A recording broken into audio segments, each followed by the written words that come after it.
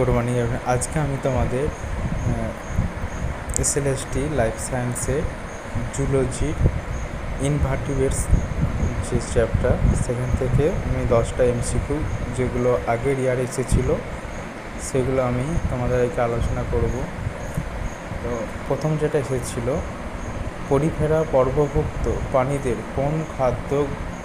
কোন কোষ খাদ্য গ্রহণে সহায়তা করে। এটা 4টা অপশান ছিল।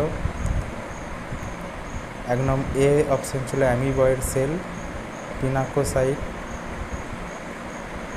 সেল, আর প্যারানোসাইট সেল, আর টিকিউল সেল। তো সঠিক অ্যান্সার তোমরা সবাই জানো, সঠিক অ্যান্সার হচ্ছে প্যারানোসাইট সেল। লিউকোসোলেনিয়া এর কোন উপশ্রেণীর অন্তর্গত? লিউকোসোলেনিয়া কোন উপশ্রেণীর অন্তর্গত? এর 4টা অপশান ছিল হোমোকোলিয়া, হেটারোকোলিয়া, হেক্সাস্টেরোফোরা, আর মনোসোনিডা। তো সঠিক অ্যান্সার হচ্ছে হোমোকোলিয়া।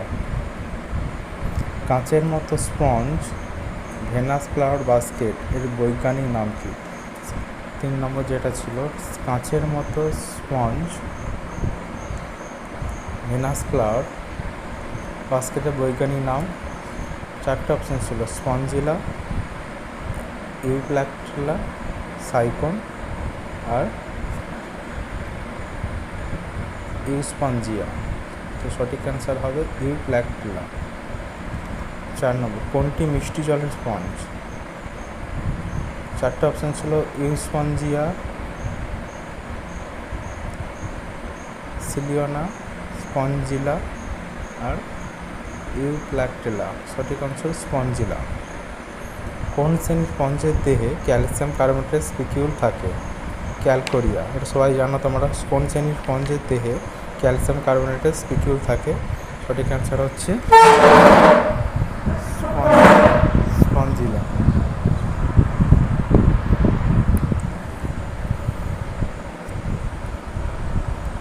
তারপর আছে তোমাদের ক্যালকোরিয়া। আর কোন শ্রেণীর স্পঞ্জের দেহে ক্যালসিয়াম কার্বনেটের স্পিকিউল? ক্যালকোরিয়া। অ্যাম্ফিডিস স্পিকিউল কোন উপশ্রেণীতে পাওয়া যায়? অ্যাম্ফিডিস স্পিকিউল কোন উপশ্রেণীতে পাওয়া যায়? এটা সঠিক অ্যান্সার হচ্ছে অ্যাম্ফিডিসকোফোরা। কোন উপশ্রেণীতে শুধুমাত্র স্পঞ্জিল ফাইবার থাকে? এটা হচ্ছে